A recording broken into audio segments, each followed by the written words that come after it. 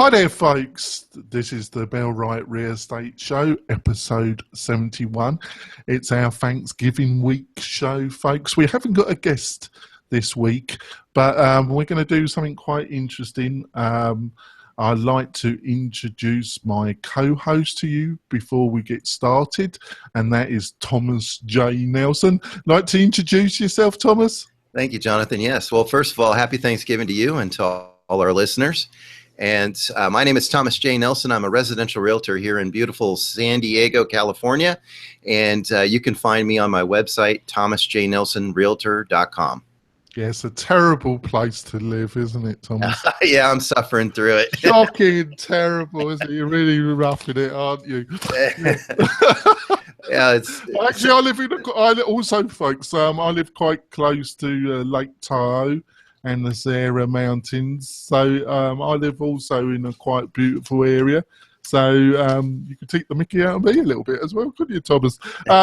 So what we're going to do this week, folks, is that Thomas had an excellent suggestion. Thomas has been a big user and supporter of Active Rain.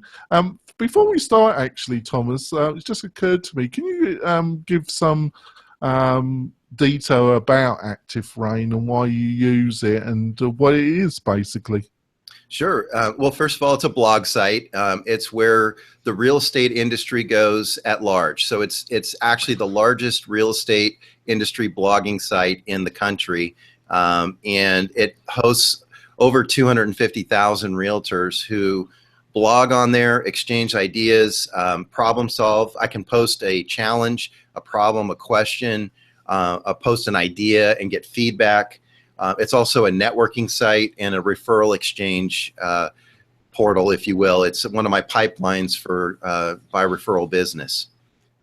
Yeah, it's still very active, isn't it? And if you're new to the industry or you want to continue to build relationships with fellow real estate agents, it's quite insightful, isn't it? You can learn a lot by just reading, and I think anybody new to the industry should really join it. And I would definitely encourage them because, you know, Jonathan, the great thing about Active Rain is it's kind of a safe place to ask those questions that you're afraid to ask your associates in your office because you don't maybe want to let on that you don't know what you don't know. So this is a place where you can ask anything on your mind about how to run your business, procedures in your business, to a certain extent. And every state's different with their laws, but there's enough realtors from every state and Canada in there to get some healthy answers to any question that's on your mind.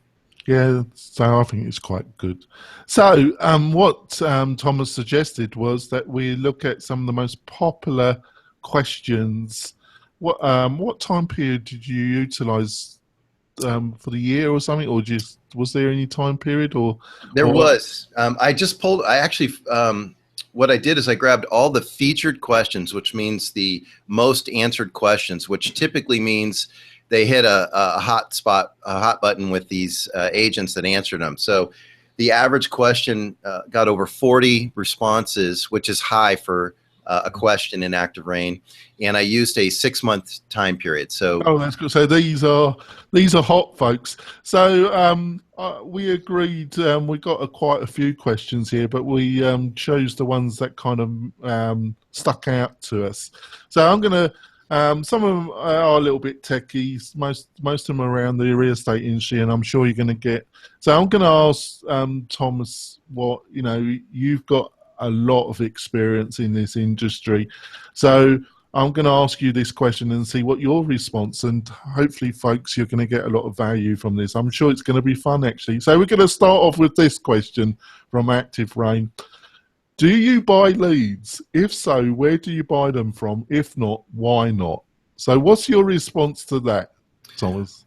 Well, I'm going to clarify all my responses today are going to be my opinion based on my experience. So I'm not in any way, shape, or form saying that this is the way you have to do it, but this is the way, through my experience, I've seen best practices. So I do not buy leads. I fell victim to buying leads early in my career because of the promise that the people selling you those leads make.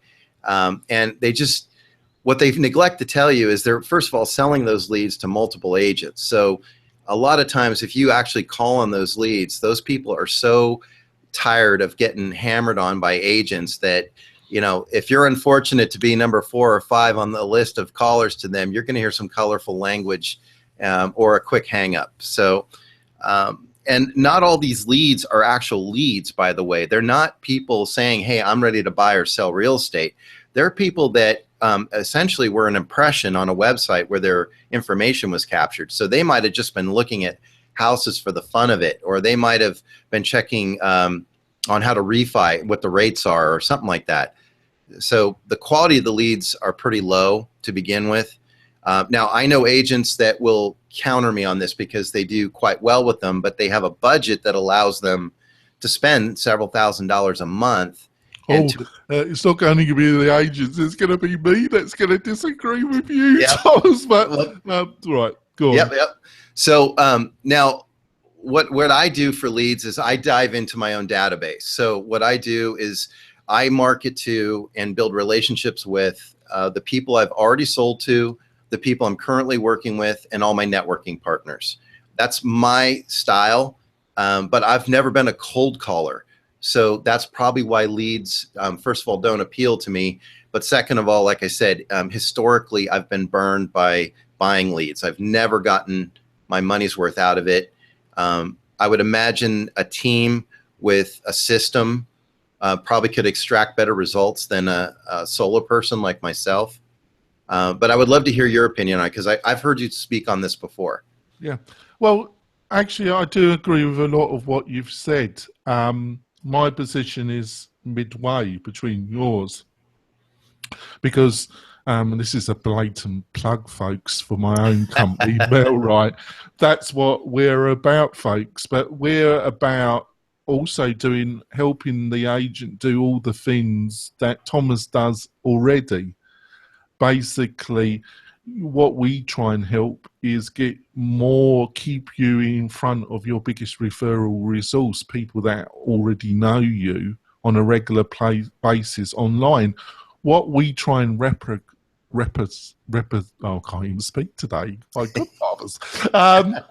What we try and help you with is exactly what you should be doing in the real world. The more you show yourself, the more you go to functions, the more people you take out for coffee, the more that you build your relationships in your local community, the more likely they are going to refer to you, aren't they, Thomas?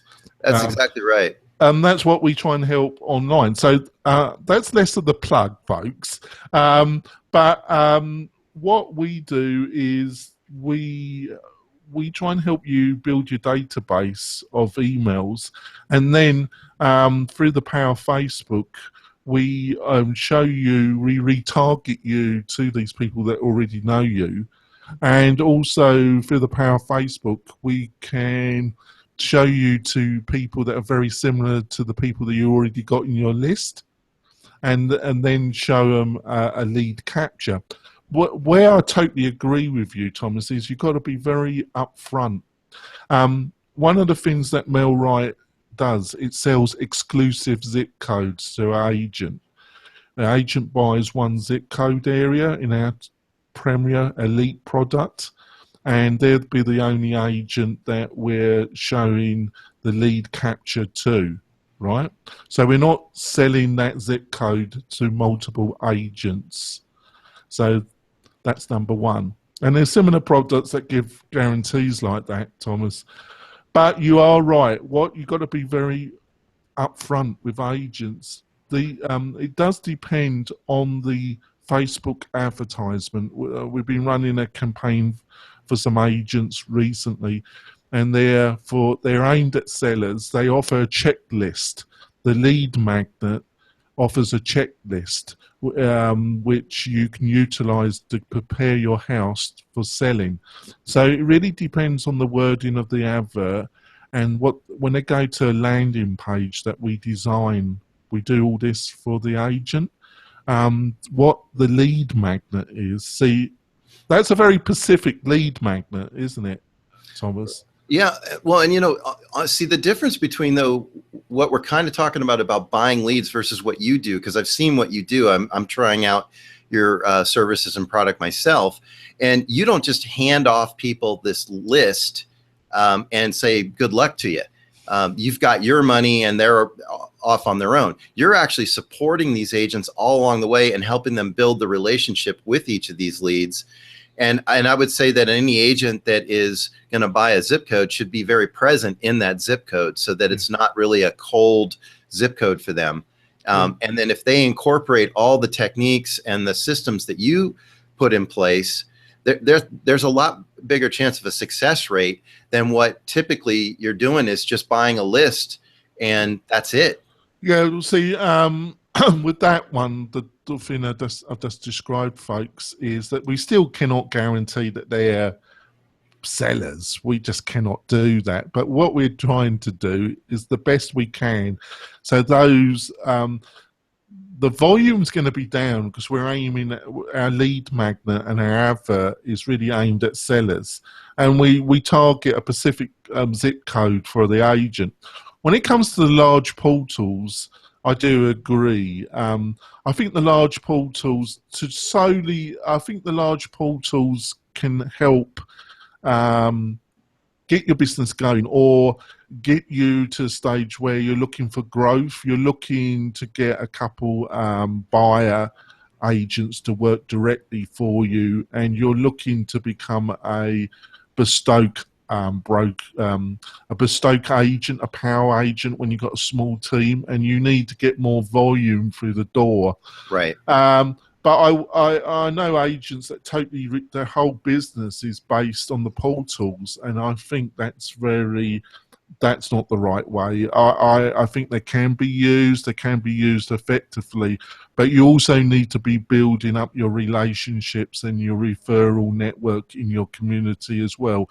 I think it's a balance, and people tend to go, this is just my position, just like yours, Thomas. People tend to go to one extreme to the other, where in the right circumstances, when it comes to the portals, the quality is going to be pretty low.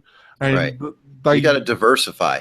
Well, it's very clear because a couple of the leading portals, they offer extra service where they get people in their team to ring up these leads and they cleansify them. What they mean is they clarify if these people are really looking to buy or sell. So they offer that as an additional service which you have to pay for. Right. So you don't really have to know any more than that, really. But the other factor is you're going to be inundated. But the problem is you also really got, like what you just said at the beginning, these leads are going to be given to multiple agents in the portals network. So you're going to have to be the first one that contacts. So you're really under pressure to contact these people. I don't think it's the most attractive scenario, is it? Well, I mean, not if you're a solopreneur. If you're out. Your best use of time is the relationships you've already built or are building. I think you hit it though. If you're trying to build a team, I mean, the only reason to have a team is because you have too many leads to work as an individual. So you got to keep other people busy. Mm-hmm. So these make sense to some degree, but to me, it's one pipeline of many that you need to have because. Otherwise you're going to end up like a lot of the hotels did when Zillow, who is also Expedia, Expedia basically tells all the hotels what the rates are going to be. And that's what's going to happen to these agents that solely depend on leads as their main pipeline. Suddenly, one day, they're going to be told by the provider of those leads, potentially, hey, if you're going to take these leads, we're going to recommend you offer them at this fee. And suddenly, you're not in control of your own business. I think, and you mentioned the call centers that these lead sources, I've heard that Zillow had to create that because their leads reputation was taking such a hit. They had to do something to shore up that reputation. So they started cleansing the leads for agents for fear of losing that business. Yeah, and they charge for that. All right, let's go on because Do you know we're 14 minutes in this? I know you got me on my soapbox. We just done one question. I know. Let's go for number 2. 1 week before closing on a higher end listing, an appraisal comes in very late at 4% below purchase price. Seller will only move forward if you chip in. I love that. Chip in and reduce your fee. Your response. Well, this is an actual scenario that happened to an agent friend of mine in Active Rain, and it's a scenario that comes up a lot in our industry. Let me preface this by saying that this actually shouldn't even happen if you are, as a professional, giving the appropriate price recommendation for the listing. You're the pro. Your client has castle syndrome. They always think they've got the best house on the block. Your job is kind of that of a transporter. You have to transport people from fantasy to reality and get the right price in there so that the appraisal is not an issue to begin with. But if that comes up, my response to the seller is typically, first of all, my fee is going to reduce naturally because it's a percentage that rides on the actual sales price. So it will go down. Also, I kind of give them a couple antidotes. I'm not going to negotiate in the middle of surgery with my heart surgeon.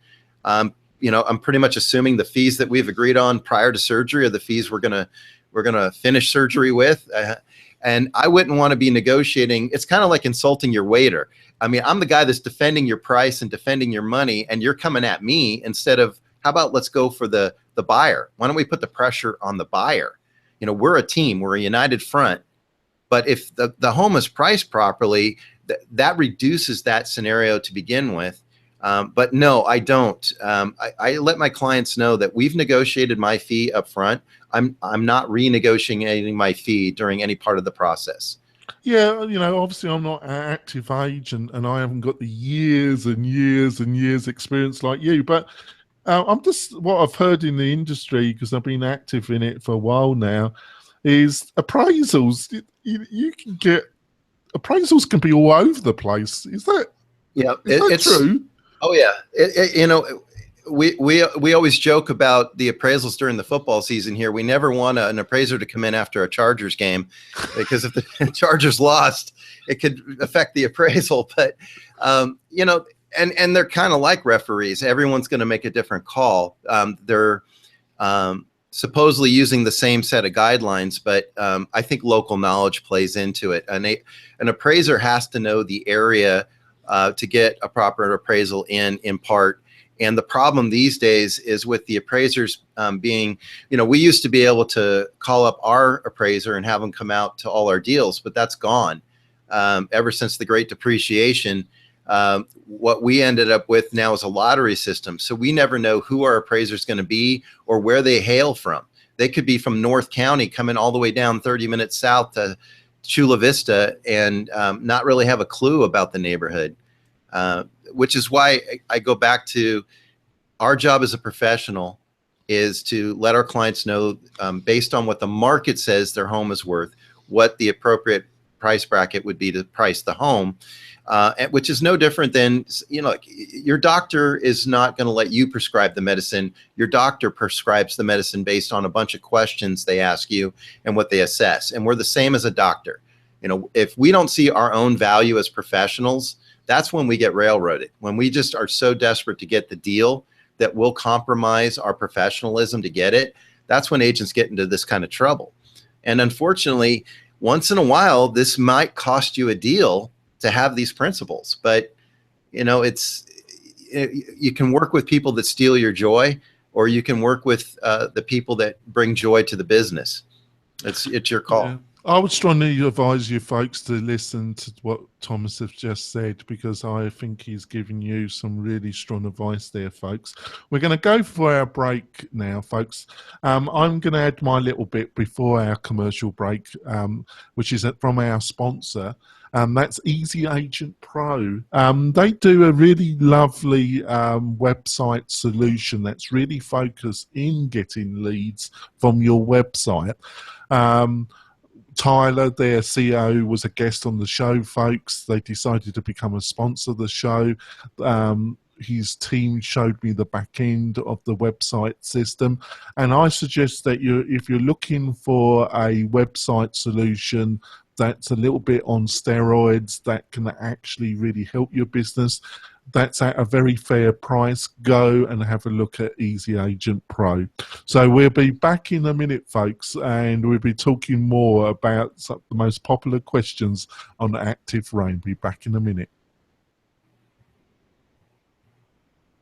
We're coming back, folks. We're going to be discussing more Active Rain questions here.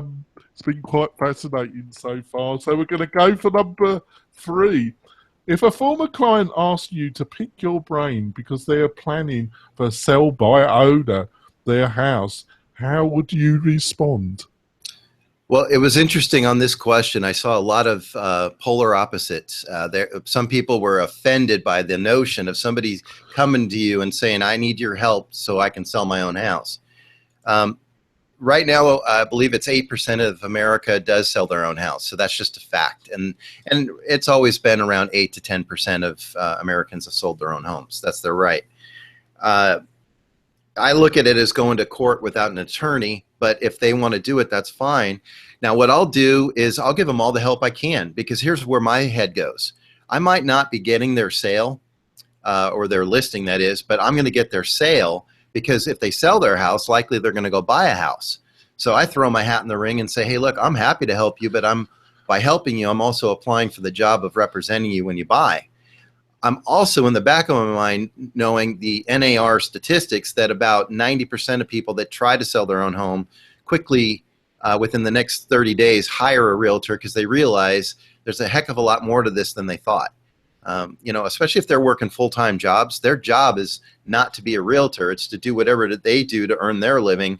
And real estate is a full-time job, folks. I mean, there was a time where you could do it part-time, I'm told, but I've never been in the industry. I'm going on 18 years licensed and 20 years total.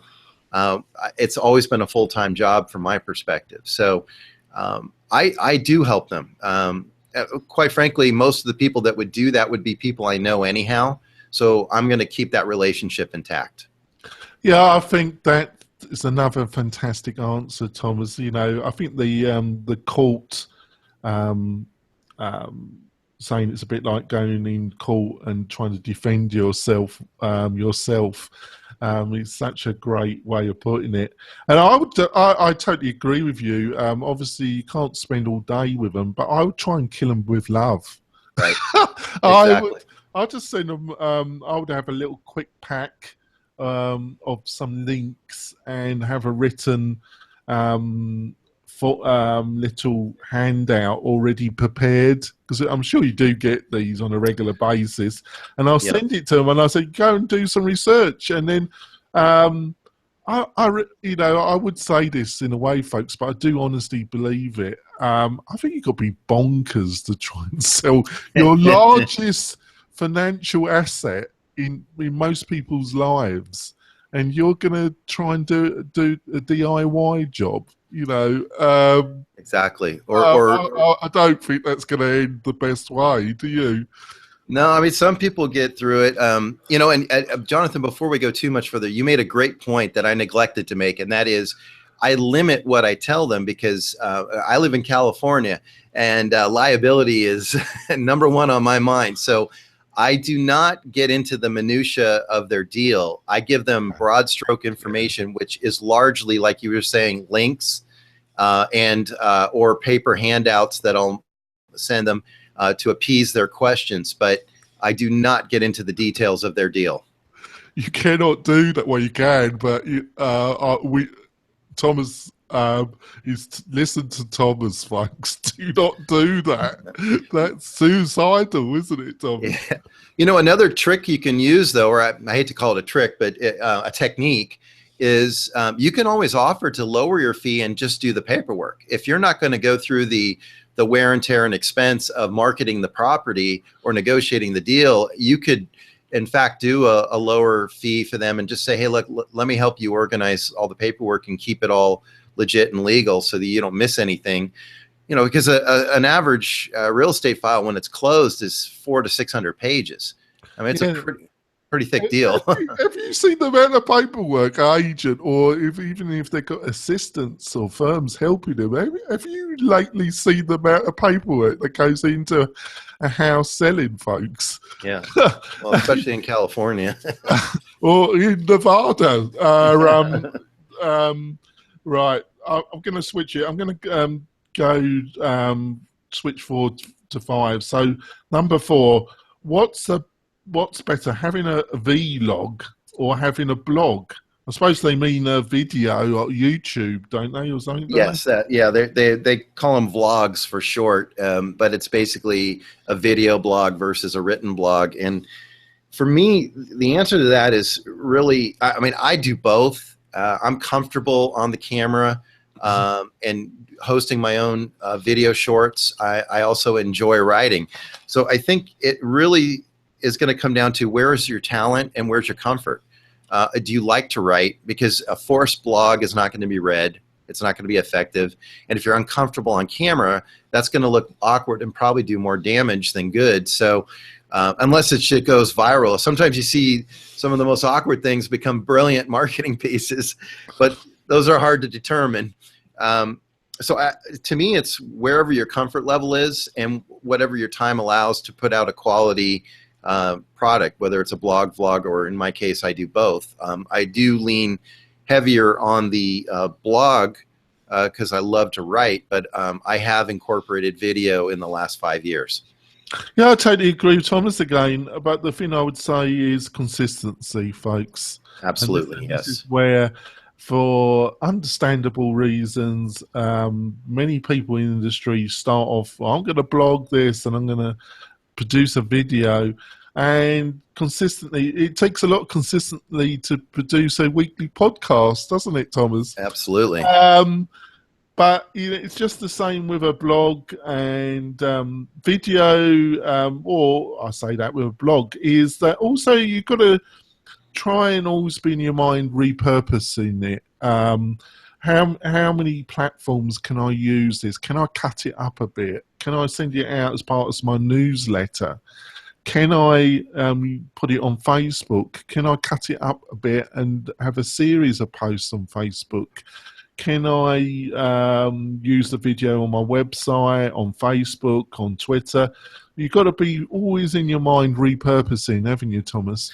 Absolutely. That's exactly why I write a lot of the blogs or do the videos the way I do, because they're not overly specific and they can be repurposed.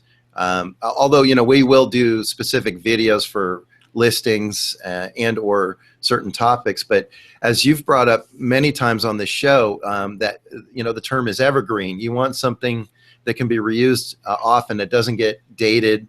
There's certain principles in real estate that never change, that the tools will always change, but the techniques are pretty much the same. So you can talk on the techniques and do current on tools or trends.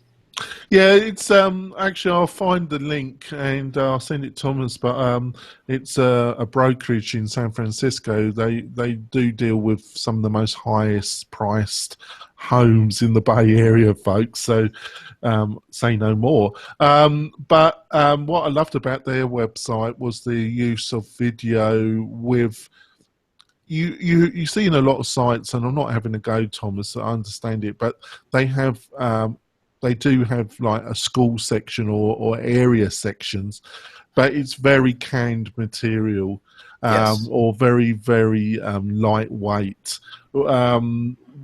These are the areas where you really can produce some really. If I was doing it, if I was comfortable in with the camera, I would have a video in front of something that stands out in each specific area and do a video about that area, and then I would write a really nice detailed post, which then I would also support it. I'll spend a little bit of money having a graphic designer, and I would have a downloadable PDF which would have more detail if the person would give their name and an email address to get that more detailed PDF, and that would be your lead magnet. Yeah, that's a great idea. But I see so many agent websites. They do have those areas, but when you look at it, it's either a third party tool or it's very lightweight. And these are the areas where you really do want to spend a bit of time, because Google, if you support the clients, love video, and Google will love the written content. And then if you've got the lead magnet, which is the PDF, it becomes a really strong way of building up your database. It does. I mean, you can't rely on a templated website. You need something that's going to grab people's attention and keep them there. And I find that, we're definitely going video. I mean, Facebook's all about, Facebook Live and the video component they've added. The one thing I will caution is you don't want to do a video on your opinion of a neighborhood or a school in a way that makes you liable. If you give out wrong information, there's a lot of liability in there. So I tend to stay away from like schools or commenting. I would slightly disagree with you, Thomas, but you're totally right. Don't say, oh, I think this is a terrible school. Just the facts. Just the published facts speak for themselves. How many children, graduate? What are their overall scores? You don't have to go into your opinions. The facts are easily available and they speak for themselves. Would you agree, Thomas? I do agree with that. Thank you. Yes. If the school can't, almost 80% of the students don't graduate, that really speaks for itself, doesn't it? Yeah. Right. Yeah. Well, there's plenty of landmarks and tourist attractions or benefits to living in a particular neighborhood that you can speak on. And as you made a great point, stick to the facts. People can form their own opinions. If you go listen to Thomas again, he's spot on again, folks, because if you start giving your opinions in it, it ain't going to end pretty, is it, Thomas? No, and it's immortalized on the internet. Right, on to the next one. I'm still trying to figure out what day to take off from your business. Do you take a solid day off? I'm interested to hear what Thomas thinks about this. This is probably my most debated topic on Active Rain. I am a huge proponent of having a day off, a day to recharge, to not deal with the business. So yes, my answer is yes. Now, I did not always take a day off, but I'll be very candid with you, Jonathan. In part, that played into my divorce. I'm remarried now, and I want to stay married, so I've set up boundaries. Agents can't go 24/7. The analogy I was always given once I realized I needed a day off was you would not go to a brain surgeon that never took a day off. I mean, you don't want to go into your brain surgeon's office and see a bunch of Red Bull cans and empty coffee mugs, and he never takes a day off. He never takes a vacation. Maybe his home life is suffering. That all comes to the office with you. So you can pick the day, and I know agents that take 2 half days. They don't feel comfortable doing a whole day. That's fine. I chose Sundays because it's the least volatile day. It's when most people are least likely to want to do business, and I rarely have to defend it at this point. I've been taking Sundays off for almost 10 years. So, but you could pick the day that works best for you and your schedule. You can do half days, but I think taking time off to recharge, to pursue your personal goals, your personal hobbies, and the things that bring you joy, like your family and you're going out and playing a game of golf or whatever it is. If you don't go out and recharge, you're not bringing the best to your client. You're bringing what's left of you to your clients. And this is the biggest investment they're making in their lives potentially, and you're responsible for representing them on it. They need you sharp. That's my opinion. Yeah, I think, funny enough, I was reading, it's kind of linked to what you just said, which I totally agree again, Thomas. It was on a British newspaper website, it's The Guardian, and I think it was The Guardian or Telegraph. And it was, no, I tell a lie, I think it was the Los Angeles Times, actually.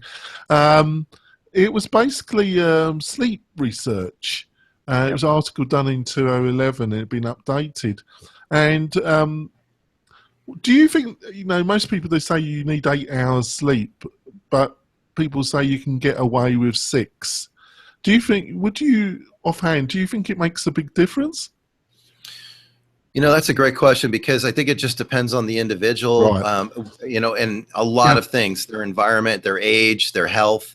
All I can speak on is me. I get between 6 and 8 hours sleep, 8, not as often as 6, but I function really well on 6, but I also shut down at a specific time every day.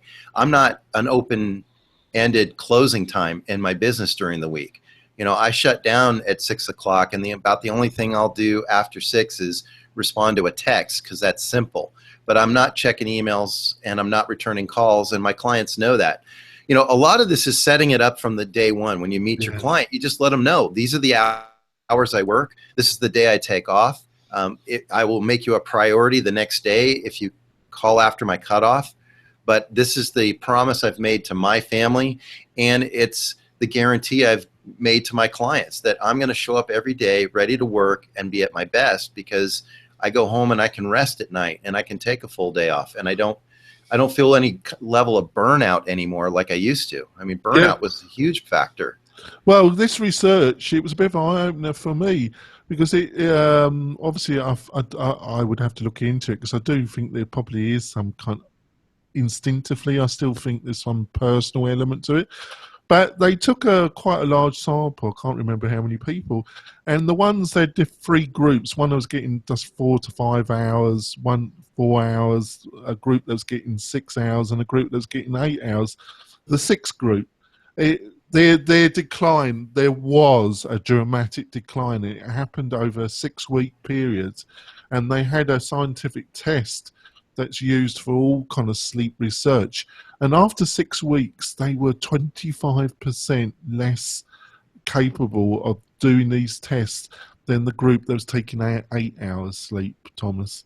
I believe it. I mean, Darren Hardy of Success Magazine, I saw him speak recently, and he said that even when it comes to multitasking, which technically doesn't exist, people attempt it, but multitasking reduces your IQ points lower than somebody that's just smoked a marijuana cigarette. So multitasking makes you dumber than smoking dope, according to Darren's research. So, I mean, and I think you're right. I mean, it's just natural. I look at athletes. Athletes set a great example. They are paid to rest and recover as much as they are to perform, because if they don't rest and recover from their workouts and their training, they can't perform, and they're getting paid high dollars these days to perform. And if they that's how I get my example. I mean, if Tiger Woods needs to work out, get his sleep, have a coach, and he may not be the best example these days, but he's been a busy boy in other ways, hasn't he? And that might have been from sleep deprivation. But yeah, I agree with I would agree with that research that you have to be on your game. We're making a lot of big decisions for our business, and we're helping our clients make big decisions for their lives, and I don't take that lightly. So I believe we owe our clients our best mental and physical state, and that's what comes from putting your tools down at a certain time each night. Again, what works for you, this is how I do it. And it's just my opinion. Yeah, I think, to be serious, folks, burnout in this industry is a really serious topic. And obviously, if you're a new agent, the hours and the investment you're going to have to put into this is going to be large, but it cannot continue forever, and or it will abruptly end either in ill health or total burnout. So I would once again listen to what Thomas has said, and a lot of it is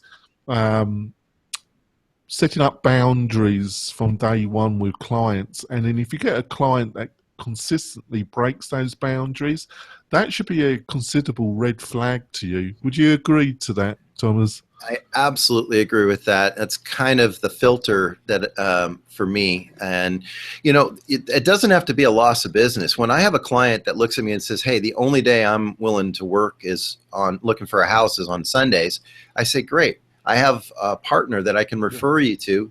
She works Sundays. So, I don't have to lose the business, but I don't also try to capture all the business or every dollar. I have a life and then I have a business, and I have to run both efficiently. And sometimes that means saying no to a client, but also giving them over to a referral that I can still make a referral fee from, and they get served properly. So everyone wins. Well, I think we had over 20 questions, folks, so we've only covered 5 or 6 of them. We were worried that, but I think we love some feedback from you if you really enjoyed this format. We're probably going to have a go at this over Christmas, because we're going to do a similar episode over Christmas week. And I think it's been fantastic, and I think hopefully you got a lot of value. So, Thomas, how can people get hold of you? Sure. Well, today I'm going to give out my email address too, because whether you agree with me, disagree with me, or have questions for me, you can reach me at TJN, my initials, TJN at thomasjnelsonrealtor.com, or just go to my website, thomasjnelsonrealtor.com. You can also find me on Facebook. I would love to hear your feedback. Believe me, I can handle the debates. I learn a lot from debates as well as agreement and disagreement. They also will find you very active on Active Rain, won't they? They will. And Active Rain, you have public access to that. You can go onto my website and click my blog, and that'll take you to Active Rain, and you can comment on blogs there. So yeah, I welcome any conversations that come from this. That'd be great. And folks, if I'm the same, if you want to email me at Jonathan, that's JOATHAN. Yes, I've got one of those names that you can spell 15 different ways. At mel-right, RIGHT.com, or Twitter me at my personal Twitter feed, which is at Jonathan Denwood. There's also a Mel Wright feed if you want to see that as well. And we're going to be more active on Facebook. We're hopefully going to do a live feed soon of Facebook of this show at the same time, where you'll be able to watch us and ask us live questions. And I'm going to be a lot more active on Facebook over the coming months. So hopefully you found this. Give us some feedback if you found the format interesting. I thought it was great stuff. And we'll see you next week. We've got hopefully a surprise guest, but a really big name in how would you describe it? In the philosophy of how you should run your business. Somebody to say he's a big name would be a slight understatement. So hopefully they will be joining us next week, and you will be getting more insights about how to make your real estate business more effective. We'll see you next week. Bye. Bye. Happy Thanksgiving.